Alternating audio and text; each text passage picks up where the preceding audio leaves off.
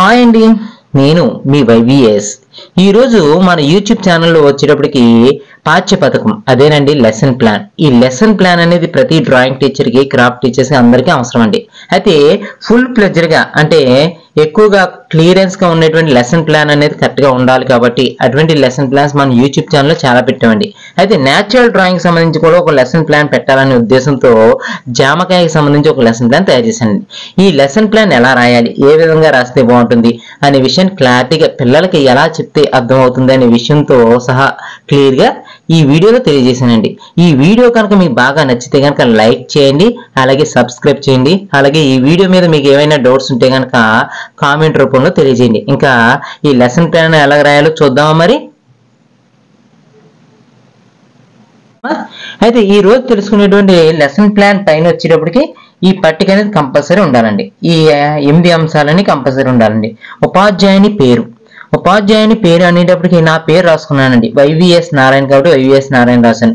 లేదా మీ పేరు ఏదైతే కనుక అది రాస్తారండి. తరగతి 6, 7, 8, 9, 10 తరగతులకి, అంటే ఈ 5 తరగతుల్లో లేదా 3, 4, 5 కూడా తరగతులు ఉంటే కనుక ఆ తరగతులు కూడా పెడతారండి. నెక్స్ట్ విషయం ఏంటంటే కనుక విషయం అని పెట్టి చిత్రలేఖనం, అంటే మనం డ్రాయింగ్ అని చెప్తామండి, చిత్రలేఖనాన్ని డ్రాయింగ్ అని చెప్తామన్నమాట, లేకపోతే ఆర్ట్ అని కూడా చెప్తారన్నమాట. ఇవన్నీ గుర్తుంచుకోవాలన్నమాట. నెక్స్ట్ బోధన అంశములు, నేచురల్ డ్రాయింగ్, అంటే నేచురల్ డ్రాయింగ్ అంటే కనుక ప్రకృతికి సంబంధించిన డ్రాయింగ్ కాబట్టి దాంట్లో జామకాయ, అంటే జామకాయ అంటే ఏంటి, దానికి సంబంధించిన విశిష్టత ఏంటి అనే విషయాన్ని తెలియజేస్తూ చెప్తామన్నమాట. బోధనా పద్ధతి, ఉపన్యాస ప్రదర్శన పద్ధతి, అంటే మనం ఉపన్యాసం ఇస్తూ చెప్తూ ఉంటాం కాబట్టి ఉపన్యాస ప్రదర్శన పద్ధతి అంటారండి. అలాగే బోధన పరికరాలు, నల్లబల్ల, శుద్ధముక్క, బోర్డు, అంటే ఇవి లేకుండా మనం ఏ టీచింగ్ చేయలేం. ఇప్పుడు ఐఎఫ్ఈ ప్యానల్ వచ్చినాయి కాబట్టి దాని మీద ఈజీగా గీయడానికి అవకాశం ఉందండి. అలాగే ఇక్కడ సంబంధించిన ప్రతి టాపిక్ అంటే బోధనా లక్ష్యం ఏంటంటే స్పష్టీకరణలు అనే విషయం క్లారిటీగా చెప్పొచ్చు. అలాగే సమయం వచ్చి 45 మినిట్స్ లేదా 40 మినిట్స్ ఉంటుందండి. మనకి ఈ పై అంశాలు అయిపోయిన తర్వాత కిందకు వచ్చేటప్పటికి ఈ 7 అంశాలు అనేవి కంపల్సరీ ఉంటాయండి. ఏంటంటే కనుక చూడండి, ఇక్కడ కనిపిస్తున్నాయి కదా, జ్ఞానము అంటే నాలెడ్జ్ అంటారండి. విద్యార్థి జామకాయ యొక్క ఆకారాన్ని జ్ఞప్తికి తెచ్చుకుంటాడు, అంటే విద్యార్థి జ్ఞానాన్ని అంటే జామకాయ ఎలా ఉంటుంది, ఏ రకంగా కనిపిస్తుంది అనే విషయాన్ని జ్ఞప్తికి తెచ్చుకుంటాడు అన్నమాట. అలాగే అవగాహన, చూడండి విద్యార్థి జామకాయ యొక్క ఆకారాన్ని, యాపిల్ యొక్క ఆకారాన్ని గమనిస్తాడు, అంటే రెండు యొక్క ఆకారాలు ఎలా ఉన్నాయి, అంటే యాపిల్ అంటే ఎలా ఉంది, జామకాయ అంటే ఎలా ఉందని ఆలోచిస్తాడు అనమాట.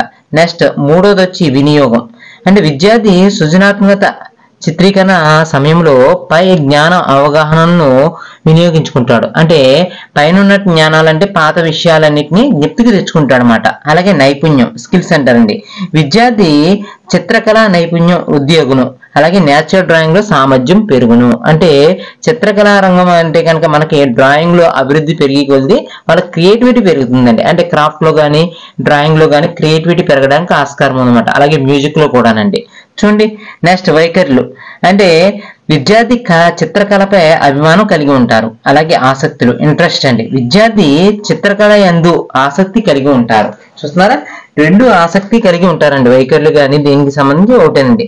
నెక్స్ట్ బోధన అభ్యాసన కృత్యాలు అనేటప్పటికి టీఎల్ఎం అంటారండి. ఈ టీఎల్ఎం లో వచ్చేటప్పటికి ఉపాధ్యాయుడు జామకాయ చిత్రించడంలో విద్యార్థులకు ఉపాధ్యాయుడు ఈ క్రింది విధంగా ఉపయోగపడవచ్చును, అంటే ఈ పైన ఉండేటువంటి అంశాల ఆధారంగా కింద ఒక లెసన్ ప్లాన్ తయారు చేసామండి. ఆ లెసన్ ప్లాన్ ఎలా ఉందో ఒకసారి చూద్దామా. చూడండి, ప్రతి టీచర్ దగ్గర ఉండవలసిన ఈ లెసన్ ప్లాన్ అండి. ఈ లెసన్ ప్లాన్ లో ఫస్ట్ కూడా దీన్ని 3 పార్ట్లు కింద చేస్తామన్నమాట. చూడండి, ఫస్ట్ పార్ట్ లో వచ్చి బోధన అభ్యాసన కృత్యాలు అంటే కనుక ఉపాధ్యాయుడు అంటే టీచర్, అభ్యాసన కృత్యాలు విద్యార్థి, చూడండి చిత్రీకరణ పద్ధతి. ఇక్కడ ఉపాధ్యాయుడు ఏం చెప్తున్నాడు అనేది రాస్తాం, ఇక్కడ విద్యార్థి ఏం చేస్తాడని రాస్తాం. తర్వాత ఇక్కడ మనం టీఎల్ఎంస్ ఏం వాడుతున్నాం దేని గురించి అనేది తెలుసుకోవాలి. ఇక్కడ మనం అసలైన లెసన్ ప్లాన్ అండి ఇది. ఈ లెసన్ ప్లాన్ ఆధారంగానే మిగతా మనకి సింపుల్ వేజ్ గా ఒక లెసన్ ప్లాన్ తయారు చేశారు అనమాట. ఇది ఫస్ట్ కూడా మన దగ్గర పర్ఫెక్ట్ అయిన లెసన్ ప్లాన్ ఉండాలి అంటారు కాబట్టి ఆల్రెడీ కొన్ని లెసన్ ప్లాన్స్ పెట్టానండి. అలాగే పెద్ద లెసన్ ప్లాన్ ఒకటి పెడదామనే ఉద్దేశంతో ఈ రోజు పెడుతున్నానండి. చూడండి, ఉపాధ్యాయుడు ముందుగా విద్యార్థులను క్రమశిక్షణలో కూర్చోబెట్టి చెప్పబోయే పాఠ్యాంశాలని ప్రశ్న ద్వారా రాబట్టించి అప్పుడు పాఠ్యాంశం పేరును ప్రకటించును. చూస్తున్నారా, అంటే ఫస్ట్ కూడా పాఠాన్ని ప్రారంభించకుండా విద్యార్థులు ఏం చేస్తున్నాడు, క్రమశిక్షణతో కూర్చోబెట్టి చెప్పబోయే పాఠం యొక్క క్వశ్చన్ని పిల్లల చేత రప్పిస్తున్నాడు అనమాట. విద్యార్థులు చూడండి, అభ్యాసం కూర్చోల్లో విద్యార్థులు క్రమశిక్షణతో కూర్చుని ఉపాధ్యాయుడు ప్రశ్నలకు జవాబులు చెబుతూ ఉపాధ్యాయుని అనుసరించును. చూస్తున్నారా, ఇలా ఉపాధ్యాయుని ఎప్పుడైతే అనుసరిస్తూ ఉంటాడో విద్యార్థి ఉపాధ్యాయుడు చెప్పిన విధంగా ఉంటుంది అన్నమాట. చూడండి, పిల్లల్ని ఉపాధ్యాయుడు ఏ విధంగా అడుగుతున్నాడు, పిల్లలు మీ ఇంటి దగ్గర కొన్ని చెట్లు పేర్లు చెప్పండి అన్నారు. వేప చెట్టు, కొబ్బరి చెట్టు సార్ అని చెప్పారు అన్నమాట పిల్లలు. పిల్లలు మీ ఇంటి దగ్గర కోసే కాయలు ఏమిటి అని అడిగాం. అరటికాయలు, కొబ్బరికాయలు సార్ అని చెప్పారు. అంటే పిల్లలు ఉపాధ్యాయులు కన్నా తెలివిగా చూపిస్తూ ఉంటారండి. అలాగే పిల్లలు ఇంకా ఏమేమి కాస్తాయో చెప్పండి అని అడిగారు అనమాట. అప్పుడు చింతకాయలు, జామకాయలు, ఇలాగా దోసకాయలు ఇలా కాస్తాయని అని చెప్పారు. అంటే మనకు కావాల్సిన లెసన్ టాపిక్ వచ్చింది కదండి ఇక్కడ, జామకాయ. అయితే పిల్లలు వెరీ గుడ్, ఈ రోజు మనం చెప్పుకోబోయే పాఠ్యాంశము నేచురల్ డ్రాయింగ్ లోని జామకాయ గురించి అని చెప్తారు అన్నమాట. అలాగే సార్, విద్యార్థులు కూడా తమ డ్రాయింగ్ బుక్ లో జామకాయని రాస్తారన్నమాట.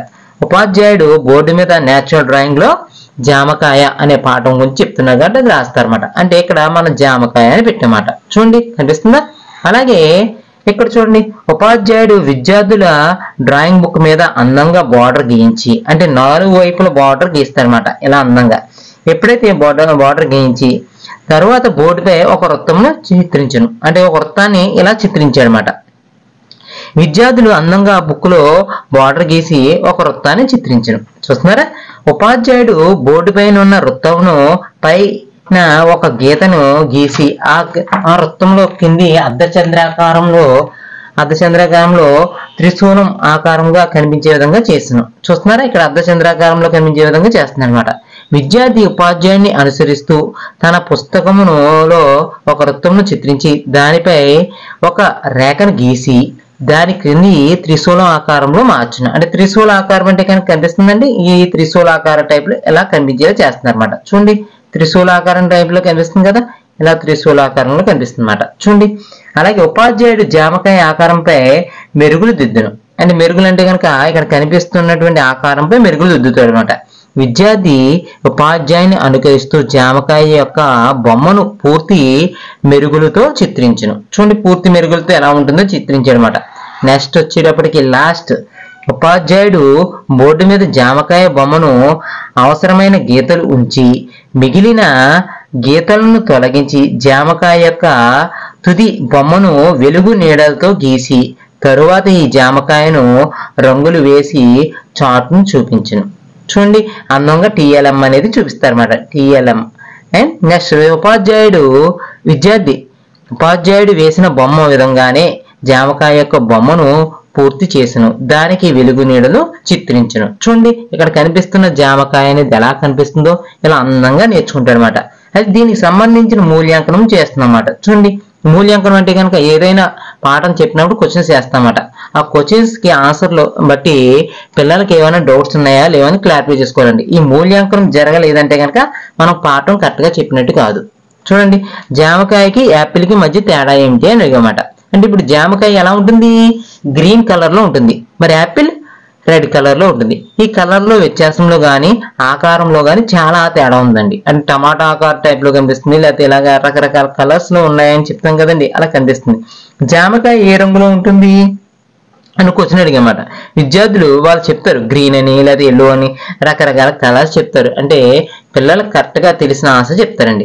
ఇంకా మీ ఇంటి పరిసర ప్రాంతాల్లో జామకాయ ఉంటే దాన్ని ఎలా ఉపయోగిస్తారు అని అడిగమాట. అంటే జామకాయలు ఇంటికాడ ఉంటే కనుక ఏం చేస్తారంటే మనం కోసుకుని తింటూ ఉంటాం, లేకపోతే ఎవరికైనా ఇస్తూ ఉంటాం, లేదా పక్షులకి ఇచ్చి పెట్టేస్తుంటారండి. ఇలాగా ఏం చేస్తారని వాళ్ళ అభిప్రాయాన్ని కూడా తెలియజేస్తామట. ఇంటి దగ్గర జామ చెట్లు ఉన్నాయా లేదా అని కూడా ఆరా లాగుతామట.